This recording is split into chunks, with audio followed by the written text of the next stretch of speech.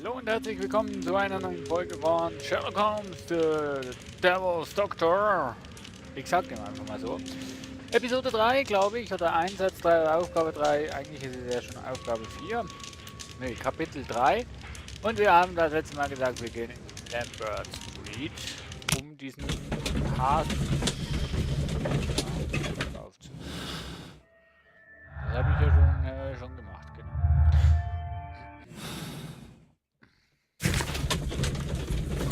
So.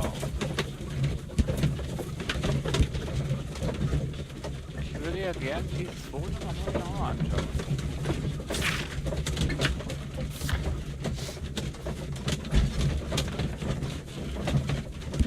Ja, die zwei kommt in einem anderen Fall vor, ja. Ja, so viele Fälle gibt es gar nicht mehr. So.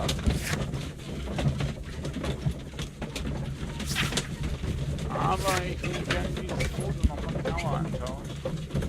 Dann könnte ich vielleicht hier noch das eine oder andere rausfinden, was draufsteht. Kennen Sie das Haus, in dem der Mann der Hasenscharte wohnt? Ja, irgendwo hier. Weil hier gibt es ein... wie heißt es?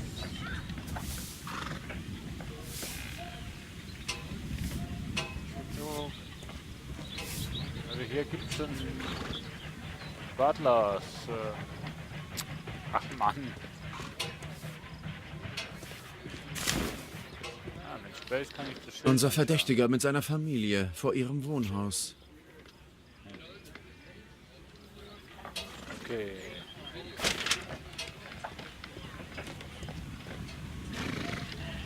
Nee, das ist keins von denen.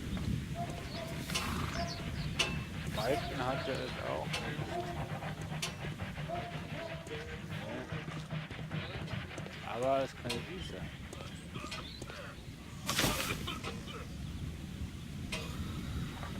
Ah, nee. Nee.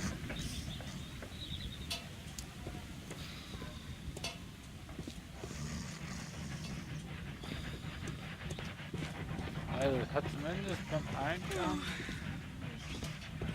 Das könnte es sein.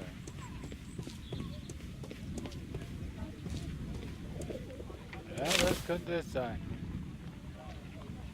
Ach Kollege. Hör doch dort könnte es sein. Doch, garantiert. Ich bin mir fast sicher, dass es dieses Haus ist.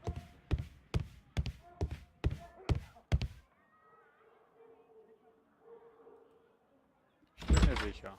Guten Tag, Madame. Guten Tag, Sir. So, analysieren wir mal diese Person. Na, hier oben haben wir nichts. Schlechte Augen, nur ein Accessoire. Genau, schlechte Augen, Mensch. Nur ein Accessoire. Buch, Bibel.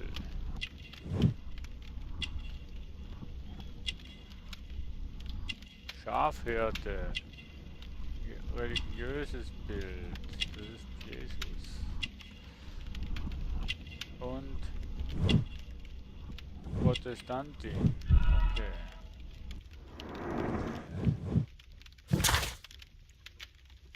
Jeremias Mutter ist eine religiöse Frau mittleres Alters. Sie lebt recht zurückgezogen und geht nur selten aus dem Haus.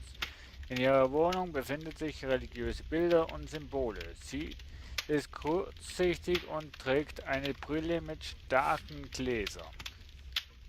Ich möchte zu Ihrem Sohn. Jeremiah, er ist nicht zu Hause.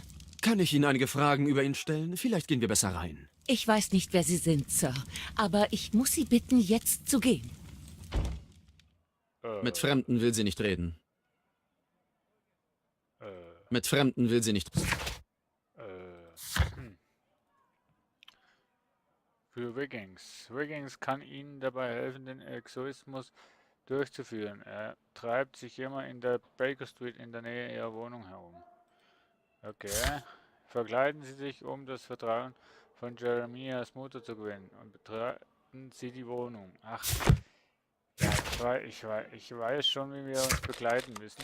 Wir gehen mal in die Baker Street. Da machen wir...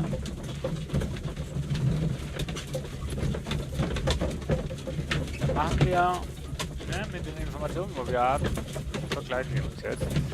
Ich weiß auch schon wie. Gottes Segen wird uns begleiten, um in die Wohnung zu kommen. So. Die Fahrten nicht immer so lang werden.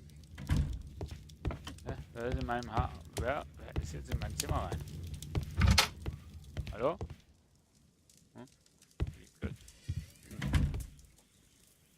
So, dann wollen wir uns mal umziehen. Morgenmann 40, Arzt, Bandit, Seelsorger, genau, aber nicht mit diesem Hut, lieber Sherlock. Und Seelsorger hat eine Brille an, genau. Aber den Hut.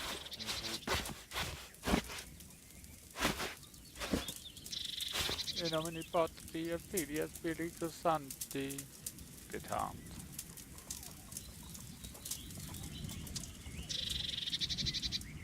So, schauen wir uns mal unseren Fahrer. Falsche Taste. Schauen wir uns mal unseren Fahrer an. Das ist ein Fahrer. Ja, klassischer Fahrer.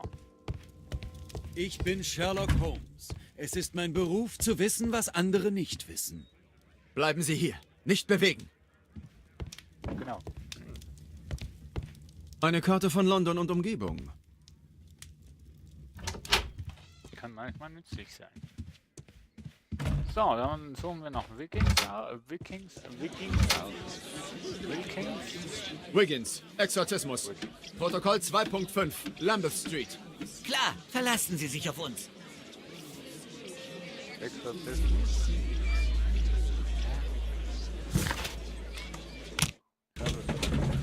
Wir gehen als Gläubiger. Ach so. Wir werden jetzt nicht besitzen. Geil.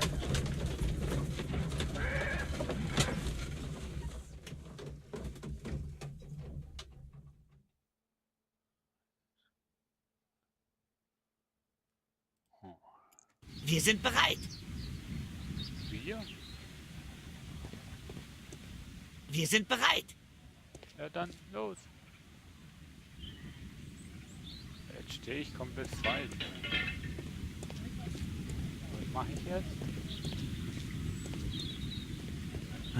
Die Tür ist abgeschlossen. Gut. Zu Hause. Ich muss... Ich muss irgendwo anders lang.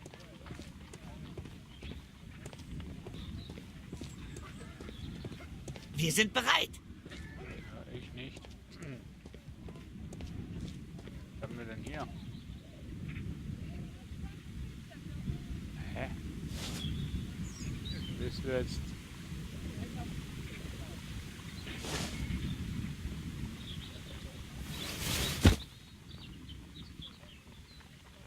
Krass.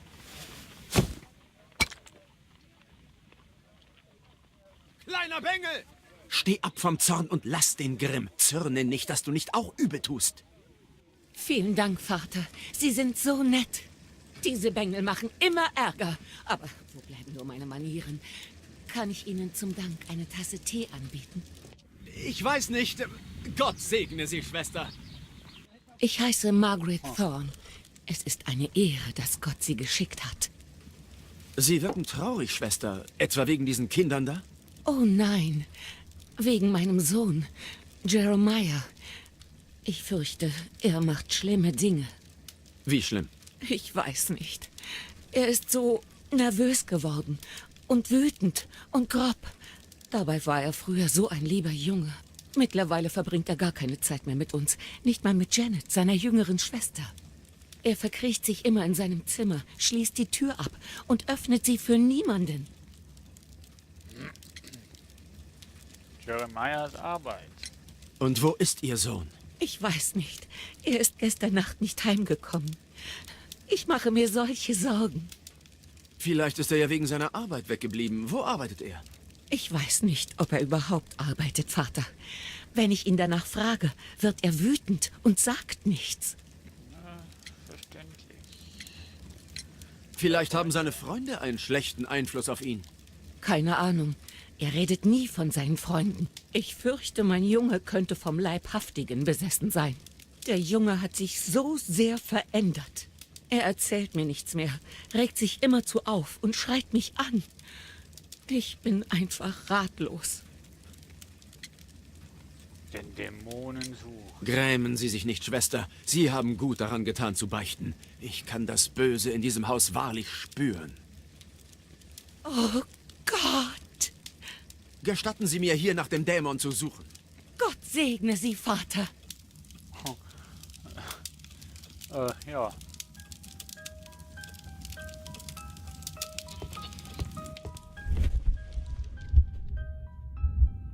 Regal und Bücher, besessenes Holz und Blatt. Nochmal. Regal und Bücher, besessenes Holz und Blatt. Vertreibt eure Worte. Amen. Lol.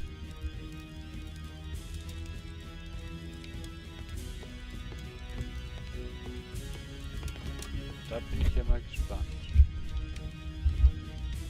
Feuer und Flammen, zum Kochen seid ihr und nicht für böse Dämonen. Hinfort, das Friede sei. Wow. Echt cool gemacht, diese Inszenierung.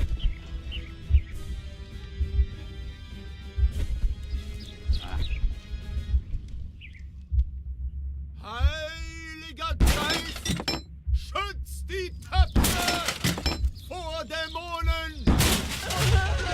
Rechten Erden. So, was haben wir noch? Fenster, Fensterrahmen. Ich beschütze dich. In das Du Alte. müsstest doch den eigentlich sehen.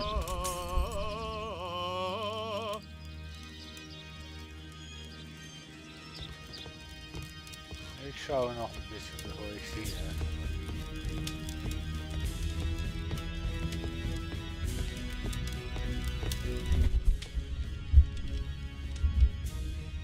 Tür aus Holz, Griff aus Eisen, bekämpft werdet frei. Exorzismus. Wie Sie sehen, hat sich der Dämon in Jeremiahs Zimmer eingenistet. Ich sollte da alleine reingehen.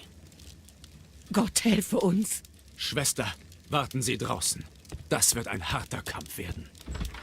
Oh Gott, ich mache, was Sie sagen.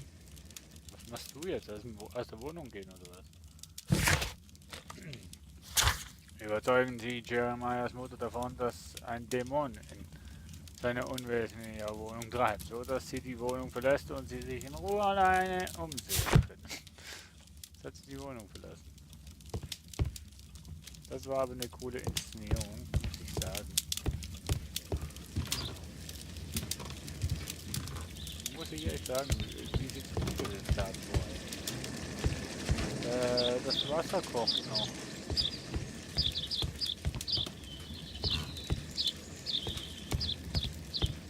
Aber den hätte ich doch sehen müssen, wo das Fenster... Ich muss nicht alles in dem Spiel verstehen, oder?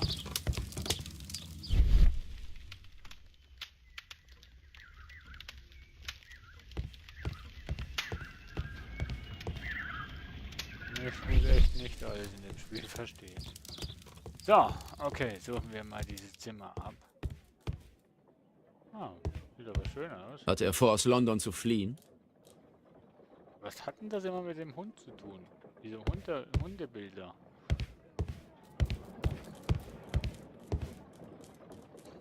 Oh oh. Das ist ein Bauplan für eine Bombe. Das ist wohl Janet, Jeremiahs Schwester. Mit so einer Spule kann man eine Bombe bauen. Das alles reicht, um Jeremiah hinter Gitter zu bringen. Was haben wir denn da noch? Na super. Offenbar wurde dieser Brief im Zorn zerrissen. Ja, Ich sollte und die Schnipsel zusammensetzen, um den Text lesen zu können. in aller Ruhe setzen wir diesen jetzt zusammen. Sag mal alles irgendwie auf die Seite.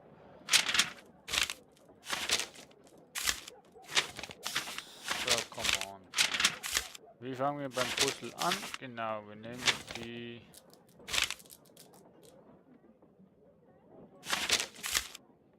Seiten, also die Eck. Okay, das und das passt zusammen.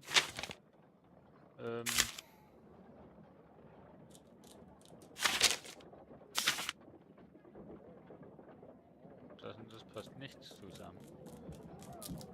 Das passt auch nicht. Das und das passt auch nicht zusammen. Mein Gott. Hey! So, kann jetzt um Stunden handeln. Das und das passt. Dann passt das und das.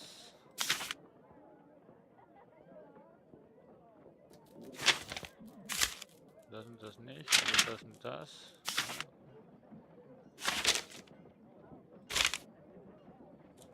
Das passt. Nee, passt nicht, oder? Nee. So, das und das passt. Das und das passt. Keine Ahnung. Das und das passt. Das und das passt. Das passt. So, wir haben's. Voilà. Das scheint ein Drohbrief an Jeremiah zu sein, von jemandem, der sich der Pfeil nennt. Mal lesen, was da drauf steht. Hey Jeremiah, ich will dich nur daran erinnern, dass wir in einer schlechten und gnadenlosen Welt leben. Vor allem der Typ, die ihre Versprechen nicht halten. Am Ende wäre es doch sehr schade, wenn jemand, der dir viel bedeutet, wie etwa deine Schwester, in einem Freudenhaus landet. Der Pfeil. Oh. Der Pfeil hat Jeremiah bedroht. Der Pfeil hat Jeremiah damit gedroht, dass er seine Schwester ins Bordell schickt. Er war zuvor im Jahre 1888 in einen Skandal verwickelt. Aha, Der Pfeil. Er stand 1888 im Mittelpunkt eines berüchtigten Falls. Ja. Das war's. Der Dämon ist gebannt. Oh, vielen Dank, gesegneter Vater. Beten Sie jetzt für Jeremiahs Seele, Schwester. Auf Wiedersehen. Gott sei gesegnet. Wiedersehen.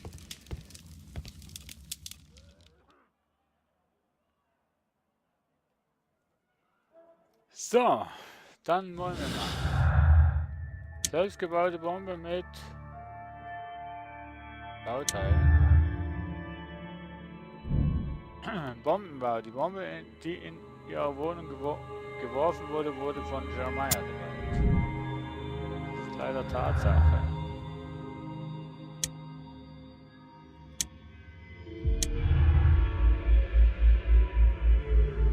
Ja, Jeremiah ist der Mann, den Sie in der Kneipe gesehen haben, so wie auch derjenige, der die Bombe in ihre Wohnung geworfen hat. Aber warum hat er das getan?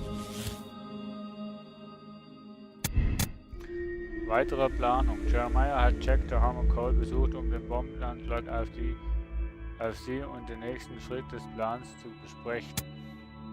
Gestohlene Gegenstände. Jeremiah hat Jack the Hammer Cole nur besucht, um ihm einen Koffer voller gestohlener Gegenstände zu bringen. Vermutlich wollte er die Beute verkaufen. Ich würde das sagen. Ich denke, der der Jeremiah wollte irgendwas bezwecken.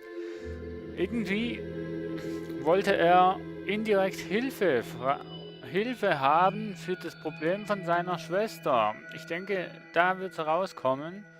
Ich denke ganz fest an die Unschuld des jungen Mannes. Percy Flemings Drohung. Der Pfeil droht Jeremy damit, seine Schwester ins Bordell zu schicken. Und genau dieser Punkt ist es, wo Jeremiah Hilfe braucht. Ganz sicher. Nee, ganz sicher nicht, aber ich denke, dass...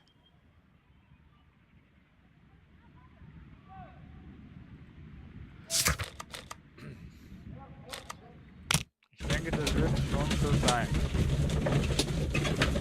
Also das wird darauf hinauskommen. Ich denke echt...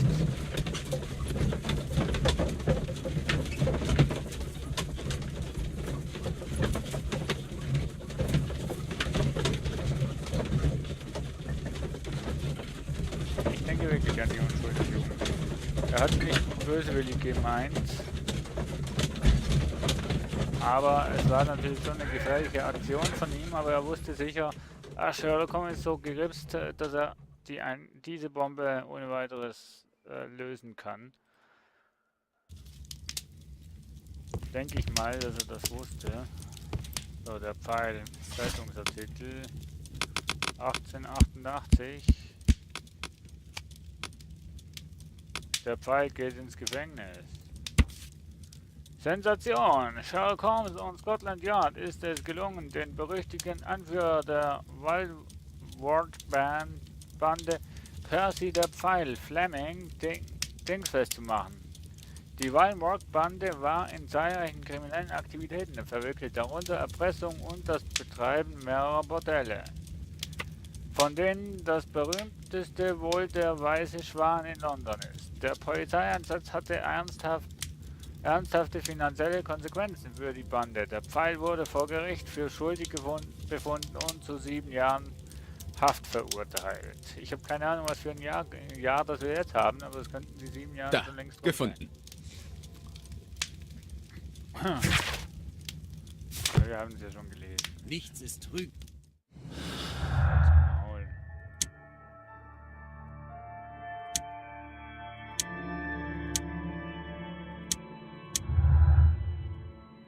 So, Flemings Motiv. Percy der Pfeil Fleming hat ein starkes Motiv, sie zu töten.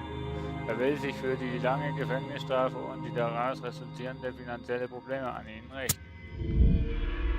Falls er damit zu tun hat.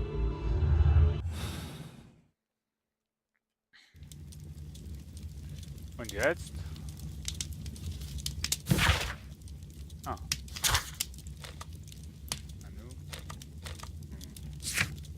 Bitten Sie Lester Percy Fleming verhaften zu lassen. Okay, gehen wir zu Scotland Yard. Und wie es da weitergeht, sehen wir in der nächsten Folge. Tschüss!